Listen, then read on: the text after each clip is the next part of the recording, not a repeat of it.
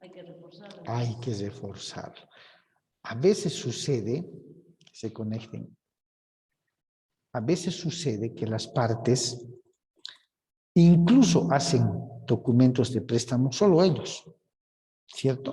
Hojita y solo ellos. Pero cuando quieren ejecutar porque ha incumplido el deudor o deudora, lo llevan a un abogado, lógicamente, ¿no? El abogado revisa ese documento, tiene que revisar y tiene que establecer si cumple o no con los parámetros. Vamos a recibirlos a todos. Y poder verificar, porque ustedes como abogados van a conocer que el juez, qué es lo que el juez va a revisar. Y lo que principalmente revisa el juez en esta clase de documentos es que cumpla con los requisitos y que además tenga la fuerza ejecutiva. Porque la excepción, hay unas figuras que se llaman en el derecho procesal excepciones que buscan dilatar el proceso o en su caso aniquilar un proceso. Generalmente hay excepciones en procesos de ejecución como falta de fuerza ejecutiva, ¿no? Carencia de fuerza ejecutiva, falta de fuerza como título ejecutivo, que generalmente los demandados, los ejecutados plantean. Bien. A ver, que se vayan conectando. ¿Cómo nos copian, chicos? Juan, Marcelo, Isaías, Lidia, ¿nos escuchan? Bien. Sí, doctor, bien. Perfecto. A ver, siguen conectándose.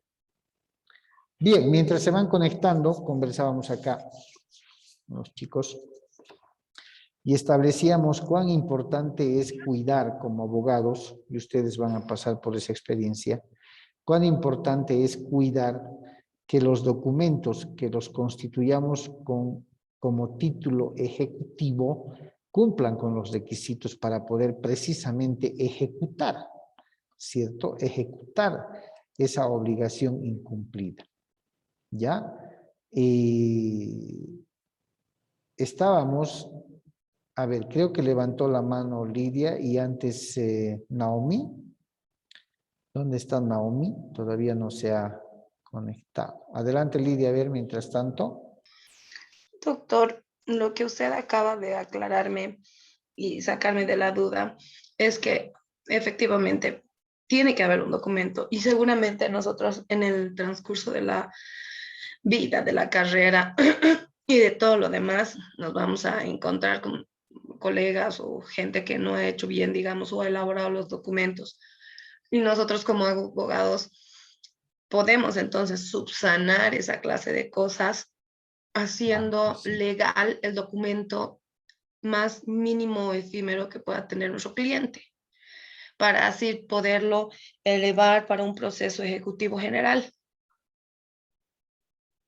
Sí, es muy buena opción. ¿Qué pasaría si como consulta, como cliente de ustedes, yo les traigo un documento firmado por mi deudora, yo acreedor, pero les reitero, por la amistad que existía entre partes, acordamos no llevarlo ante un notario de fe pública porque de buena fe confié en mi deudora, pero que resulta lamentablemente no se cumplió con la obligación. Ustedes son los abogados. Yo les voy a pedir en mi desconocimiento, porque el cliente va a la oficina de los abogados porque no conoce la norma en muchos casos, y les voy a pedir que al no haber cumplido la deudora con la obligación contraída, pues aquí está el documento que acredita que me debe, ¿cierto? Y doctora o doctor, quiero ejecutar. Ustedes van a revisar ese documento, ¿cierto? Van a revisar ese documento. Me van a decir que, claro que sí, déjeme su fotocopia de carnet, el documento, no tiene copia de carnet de la señora, sí, aquí está, y van a elaborar la demanda. ¿Cumple ese documento que les lleve con los requisitos que el juez va a revisar? ¿O no cumple? Es que no tiene el poder ejecutivo, doctor, Ah, muy lo que el bien, a eso quería capacitador llegar. decía, la fuerza ejecutiva. Muy bien. Entiéndanme, por favor, chicos. El documento suscrito de esa manera no es que no sirva, porque si firmamos un documento, entonces nos estaríamos haciendo la burla de ambos, ¿cierto? Estaría firmando un documento que no va a servir y no es así. Ese documento es una constancia del nacimiento de una obligación en la que tanto el deudor y el acreedor han convenido, han suscrito, han estipulado condiciones, monto, plazo, intereses, garantía, ¿cierto?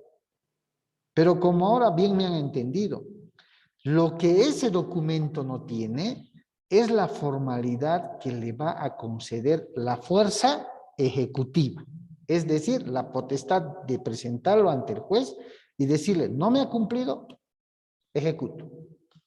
Entonces, ustedes abogados inteligentes lo que van a hacer es decirle, mire, el documento al parecer está bien hecho, hay capacidad de las partes, hay una suma líquida que es el capital que se ha prestado, si es un documento de préstamo, hay un interés fijado que no es relevante porque el interés es la suma ilíquida. Ustedes saben que cuando las partes no establecen de manera clara un interés convencional, el juez determina e impone un interés legal, ¿cierto? Impone.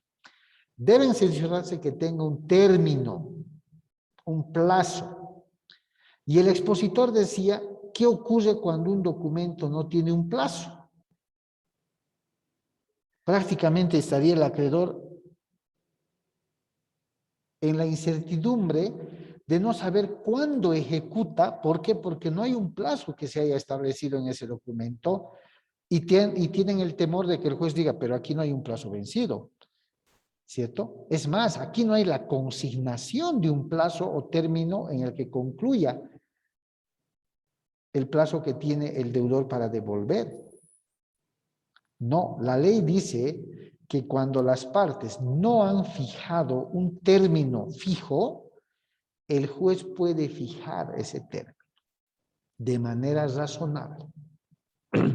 Y generalmente, como al principio, si mal no recuerdo, decía Lidia, el término transcurrido desde la fecha, porque al documento se le pone una fecha de elaboración, ¿cierto? Abajito, ya sea literal, ponen Cochabamba, octubre 29, 2021. Y si le ponen literal, le ponen es dada en la ciudad de Cochabamba o es suscrito en la ciudad de Cochabamba a los 29 días del mes de octubre del año 2021. El documento tiene una fecha de celebración, pero no le han puesto un término. Y resulta que del 29 de octubre del 2021, ustedes le presentan al juez al año o a los 6 meses y le dicen, señor juez, habíamos pactado 6 meses y por eso no le pusimos el plazo, fue una omisión involuntaria, pero solicito que usted intime, esa es la palabra que ha utilizado el expositor. Intimar quiere decir, ya, tómenlo como amenazar, ¿no? Como que el juez le dice, vas a pagar en 10 días. El juez fija un plazo razonable que son 3 meses. Vas a pagar dentro de los 10 días, vencido el plazo de 3 meses que esta autoridad está fijando. Entonces le está dando la oportunidad al deudor, primero 3 meses, está imponiendo un plazo, y segundo 10 días a partir del vencimiento de ese plazo para poder pagar. ¿Se dan cuenta? Todos esos detalles el juez los va a revisar. Ahora, frente a un documento que por X o Z motivo no fue llevado ante el notario, ustedes como abogados me tendrán que decir a mí, que soy el acreedor, ¿sabe qué, señor? Este documento no es que no valga ni sirva. Este documento, al parecer, contiene todas las características para poder ejecutar, pero le falta una formalidad que le dé fuerza de ejecución. Y esa formalidad es el reconocimiento judicial de firmas. Y el reconocimiento judicial de firmas, chicos, es una medida o diligencia preparatoria. ¿Qué quiere decir? Tengo el documento firmado por ambas partes, Pero le falta un detallito para darle la fuerza. Y ese detallito es que se reconozcan las firmas, mínimamente. Entonces, lo vamos a hacer vía judicial en la etapa de medida preparatoria o diligencia preparatoria y le vamos a pedir al señor juez que reconozca judicialmente esas firmas. Se presenta la medida o la diligencia preparatoria de reconocimiento judicial de firmas ante el juez y el juez va a revisar ese documento, si cumple con todo, va a emplazar al deudor, fijando al 5º día de su legal citación, se fija día y hora, para que comparezca ante el juez, y el juez lo único que le pregunta es cómo está, le muestra el documento y le dice, ¿es esta su firma? Y lo único que tiene que hacer el deudor, el emplazado en este caso, es decir, sí, pero sabe, gracias, la audiencia ha terminado y el juez, con la aceptación y reconocimiento de firma del deudor, con un auto motivado, una resolución judicial, establece reconocer ese documento.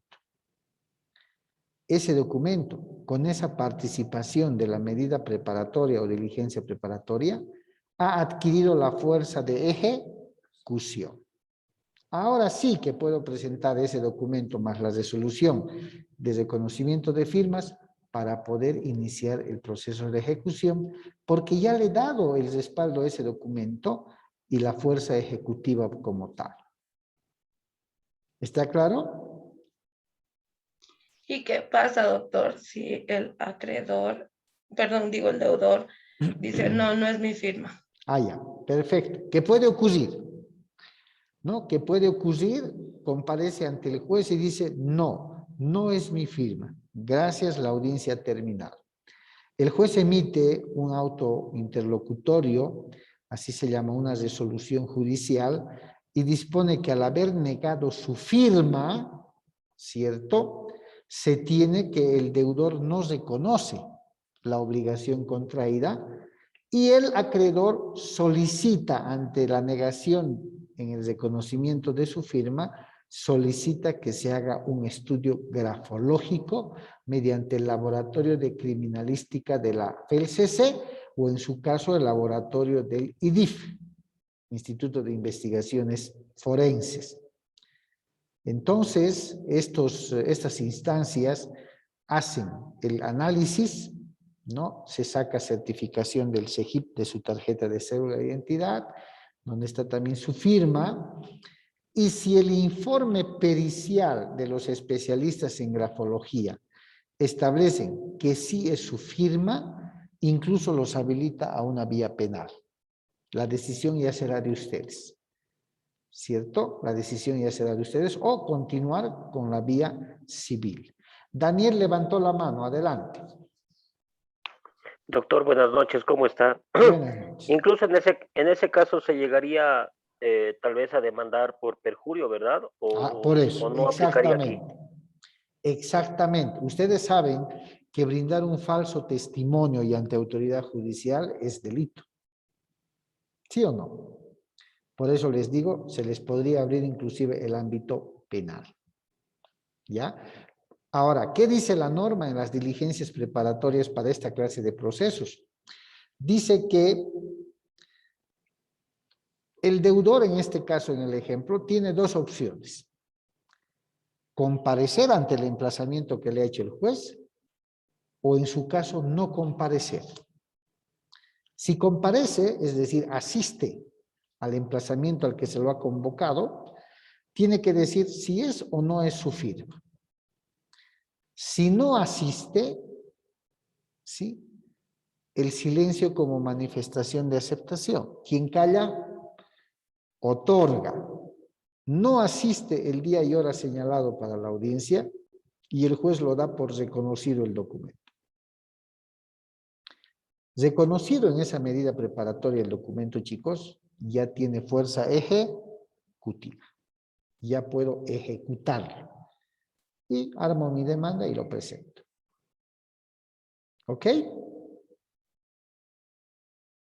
¿Está claro? Bien. aclarados que han sido esos aspectos, vamos a continuar compartiendo el documental. Voy a habilitar el sonido nuevamente. Listo. Y voy a aumentar el volumen para que puedan escuchar. Atentos, por favor. Voy a silenciar mi micrófono.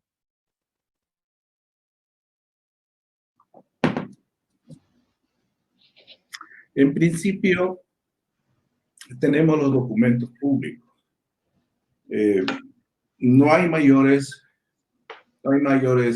problemas en identificar cuáles son los documentos públicos, por cuanto la norma sustantiva lo tiene catalogado dentro de sus normativas y en concreto en lo que prevé el artículo 1287 y 1289 del Código Civil. Son aquellos documentos que se otorgan con solemnidades y concretamente y principalmente son aquellos que se concluyen ante un notario de fe pública. Lo importante es que en este documento concurran los requisitos, los caracteres esenciales del título ejecutivo. Fíjense que en un momento digo documento y en otro momento digo título ejecutivo. A ver, no por el solo hecho de decir este es un documento público y es un documento o es un título ejecutivo, no es del todo evidente, pues, ¿no? Porque un documento público puede tener todas las características de contener la obligación, de contener un plazo, de contener, de identificar las partes legitimadas, pero mientras no ocurren ciertos acontecimientos, ese documento solamente es un documento, por ejemplo, un documento público de préstamo. Pero cuando ocurre que el deudor no paga en su día o en los plazos establecidos, al margen de ser un documento público, ya se constituye en un título ejecutivo, porque está concurriendo el elemento esencial del plazo vencido e incumplimiento de la obligación. En segundo lugar, estamos en presencia de los documentos privados. El artículo 379, numeral 2, señala que son documentos privados aquellos que suscriben las partes y que deben estar reconocidos ya voluntariamente o ya judicialmente. El documento, como decía anteriormente, este documento no puede ir a intimación previa por cuanto la norma en forma expresa está exigiendo que un documento privado de esta naturaleza, donde se reúnen los caracteres propios de un título ejecutivo, debe estar reconocido para tenérselo como tal. Bien. En tercer lugar, tenemos los títulos, valores y documentos mercantiles, que de acuerdo al Código de Comercio tengan esta naturaleza de título ejecutivo. Son varios documentos que debemos remitirnos a las normas del Código de Comercio. Y en este sentido ahí podemos encontrar el cheque, la letra de cambio, el pagaré, los bonos, son varios documentos, ¿no? Entonces, se trata más bien de una norma de remisión a las normas del Código de Comercio. En cuarto lugar, en el artículo 379.4 se dice que son títulos ejecutivos las cuentas aprobadas y reconocidas por resolución judicial ejecutorial. Esta es una novedad en el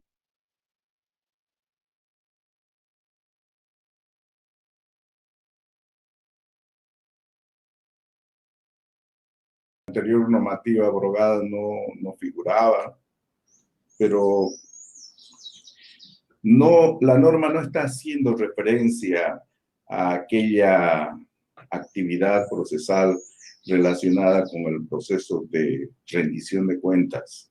No se trata de eso. Se trata más bien de una medida preparatoria que debe cumplirse, como hacíamos referencia anteriormente. A través de una medida preparatoria se puede obtener esta clase de títulos ejecutivos. Me explico. Quien desee fundamentar su acción ejecutiva a través de esta clase de títulos ejecutivos tendrá que tener algún principio de prueba de un relacionamiento con otra persona a quien demandará la aprobación de las cuentas. Por ejemplo, si hay una relación procesal, o mejor dicho, una relación contractual entre dos personas, una de ellas podrá pedir ante el juez que frente a toda la actividad esa que se ha desarrollado, existen cuentas pendientes por dilucidar. Y en ese sentido podrá acudir al juez y en medida preparatoria de las denominadas, mejor dicho, de las que se consideran innominadas, porque el artículo 305 y 306 del Código Procesal así lo permiten. Son normativas de textura abierta que nos permiten utilizarlas para obtener el título a través de esta clase de medidas preparatorias. Bien, ¿qué es lo que tiene que hacer el acreedor en este caso? Ir ante el juez, presentar los principios de prueba del relacionamiento entre dos personas, entre él y otra persona, y decir que existen cuentas pendientes de pago. Entonces, presenta su estado de cuentas y le dice al juez que notifique a la otra parte para que se manifieste en ese sentido, y la otra parte dirá, bueno, estoy de acuerdo o no estoy de acuerdo, y con eso concluiría la configuración del título ejecutivo. En el numeral 5 del artículo 379, menciona los documentos de crédito por expensas comunes. ¿De qué se trata esto? Sí, cuando se habla de expensas comunes, estamos en forma expresa refiriéndonos al régimen de copropiedad de inmuebles. Dentro de este ámbito, la propiedad horizontal, la propiedad en condominio, donde generan ciertas obligaciones comunes a todos los copropietarios. En este caso, los documentos de crédito, ¿de qué se tratarían los documentos de crédito? Principalmente aquellos documentos de la conformación de la asociación de copropietarios, los reglamentos, los estatutos, las actas donde se hayan establecido el monto de las expensas comunes relacionadas con jardinería, con seguridad, con portería, que deben cubrirse entre todos, y que periódicamente se le asignan valores. Entonces, que en asamblea se determina cuáles son esos valores que deben ser cubiertos por los copropietarios. Todo ese cúmulo de documentos son los que constituyen título ejecutivo. El administrador de la copropiedad se presenta exhibiendo toda esta clase de documentos, y verificado que sea la obligación existente de pago de esas expensas comunes y la relación obligacional del demandado, el juez debe proceder a dictar la resolución.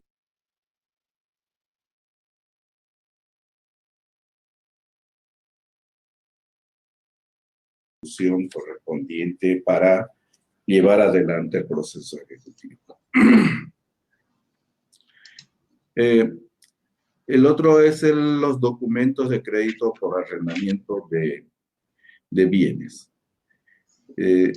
Es algo, si se quiere, similar al anterior, ¿no? Cuando hablamos de arrendamiento de bienes, fíjense que no están haciendo referencia a bienes exclusivamente inmuebles, sino también debe entenderse de que se trata de bienes muebles. Y en este sentido, ¿cuáles son los documentos de crédito para establecer el título ejecutivo? Tendrá que existir un documento de arrendamiento donde conste el canon correspondiente, ya sea mensual o en la forma que se haya pactado, y de eso hacer una apreciación de todo lo que se ha incumplido, y en base a eso se incoa la acción ejecutiva. La confesión de deuda ante la autoridad judicial competente. Este título ejecutivo es algo similar a lo que vimos en el numeral 4, es decir, se lo tiene que configurar a través de una medida preparatoria de las que nosotros hemos determinado o le hemos dado una denominación, si se quiere utilizar el término, de innominadas. ¿Qué es lo que tiene que hacer el acreedor en este caso? Llamar a presentarse ante el juez y decirle que llame a confesión a su deudor para que declare que evidentemente debe una suma determinada. En forma expresa se tiene que decir que esa confesión que va a obtenerse será utilizada para instar el proceso ejecutivo. Y solo así esa confesión tendrá validez para el futuro proceso ejecutivo.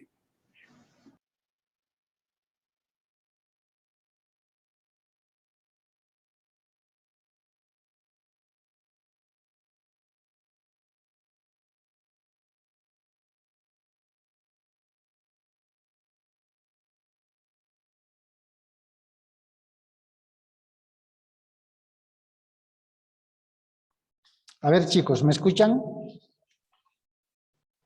Sí, Lice. Bien. Sí, doctor. Acaban de escuchar, y por eso he parado ahí el documental, que constituye también, conforme el 379 del Código Procesal Civil, siempre hablando de obligaciones, un título ejecutivo por confesión ante autoridad judicial. ¿A qué se refiere?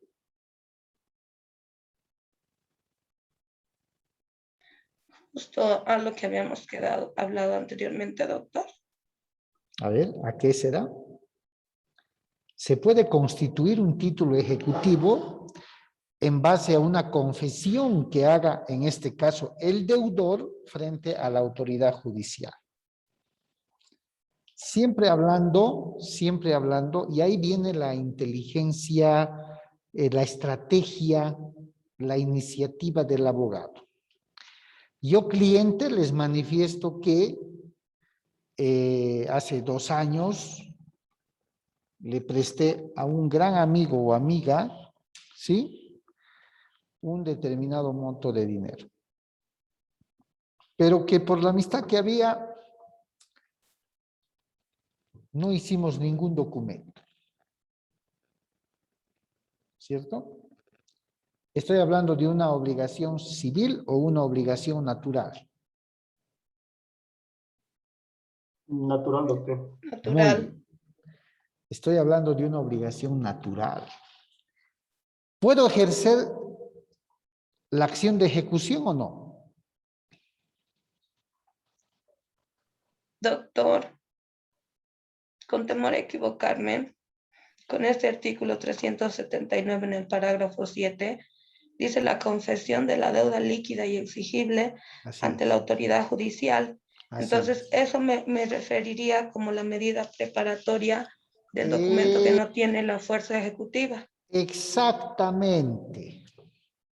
Por eso, va a depender mucho de la iniciativa, de la estrategia que ustedes como abogados puedan establecer en base a la norma. ¿Sí? La teoría fáctica que yo les refiero, y le he prestado a un amigo, por la amistad no hubo la necesidad de hacer un documento, pero no me paga. Estoy frente a una obligación natural porque carezco del documento para poder ejecutar y ejercer mi acción de ejecución y persecución. Pero en medida preparatoria podemos crear un título ejecutivo. ¿Cuál va a ser ese título ejecutivo? La confesión que haga el deudor frente a una autoridad judicial de que existe una obligación con suma líquida con plazo vencido. ¿Se dan cuenta? Entonces, como no tengo nada, debo preparar una medida preparatoria o diligencia preparatoria en base a lo que el expositor acaba de mencionar y creo que lo han comprendido todos. Lo que Lidia acaba de decir es cierto. Estoy generando en base a la confesión un título ejecutivo. Ahora se preguntará, ¿y qué ocurre si este señor va a la medida o a la diligencia preparatoria? Porque el juez lo va a emplazar, pero resulta que se niega. Y dice, ojo, que la comparecencia en esta clase de diligencias preparatorias se la hace en base al juramento, ¿no? A un juramento. ¿Qué ocurre si este señor va y dice, y jura además, manifestando de que no me debe? ¿Que se puede dar? ¿Cierto? Sería muy de mala fe, es cierto, sería muy de mala fe, pero se puede dar. Mi intención como abogado es generar un título ejecutivo. ¿Cómo lo voy a generar? Mediante una diligencia preparatoria que consista en que comparezca ante el deudor, que comparezca ante el juez el deudor y confiese que sí me debe. ¿Cuánto me debe y hasta cuándo debía devolver? No se olviden que en ese tema el juez va a levantar un acta. Y esa acta va a reemplazar el documento que ustedes en su momento no firmaron. ¿Cierto? Entonces hay que ver la manera de que bajo juramento y mediante esa diligencia preparatoria el deudor pueda establecer que sí existe una obligación pendiente de cumplimiento. En procesos de ejecución, chicos, el 379 es bastante utilizado, ¿ya? Porque ahí se advierte la numeración que existe de los títulos ejecutivos. ¿Alguna pregunta?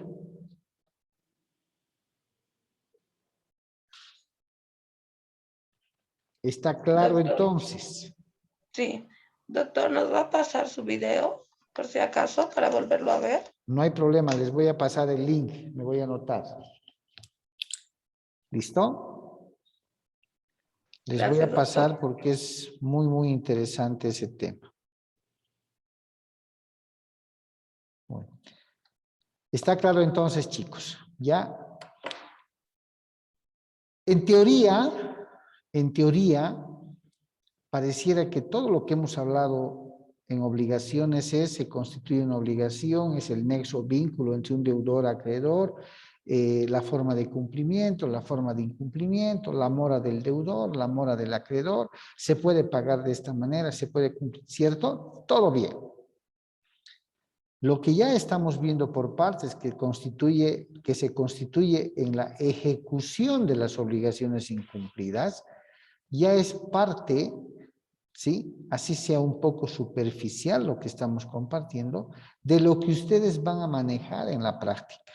Esto es lo que ustedes van a ver.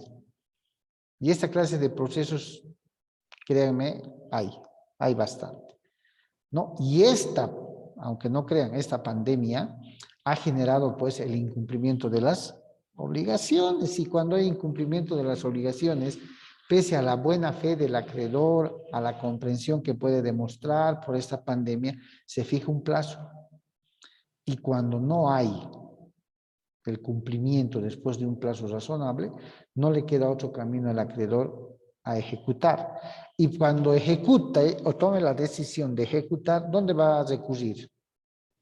Ante ustedes. Van a recurrir ante ustedes para que ustedes puedan analizar el asunto y empezar el proceso de pronto. Ahora, ¿se pueden asumir otras estrategias ante obligaciones incumplidas? Sí. Se los había dicho, cartas notariadas, cartas de aviso, cartas de cobranzas, que de alguna manera se constituyen en prueba adicional en caso de que lleguen a estados judiciales.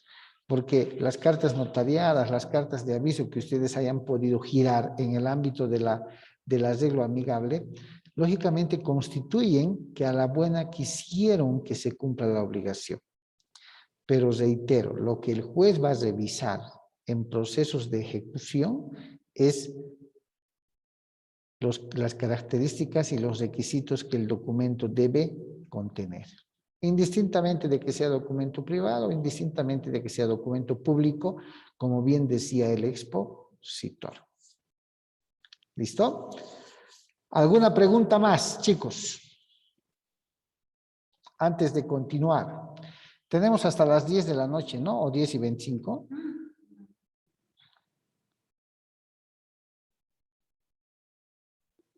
¿O no? No, Lice, hoy es hasta las 9:30. ¿No tenemos hasta las 22:25, Naomi? No, Lice, somos viernes. No, Ya doctor, tengo. pero si quiere. Pero si nos quiere ya par, doctor, con gusto. ¿Cómo reclaman? ¿Ve? ¿Cómo reclaman? Bien. No, o sea, si quiere seguir, sigamos, doctor. Ya, y encima desafían. ¡Qué barbaridad! Bien, entonces vamos a quedar acá. Está claro el proceso ejecutivo, ¿sí? En las características, exigencias y cuidados que hay que tener. El día de mañana vamos a ver el proceso coactivo civil, donde también el Código Procesal Civil establece qué títulos se constituyen en títulos coactivos y cuáles son las características de este proceso coactivo, que tiene un matiz más fuerte en alguna medida que el proceso ejecutivo.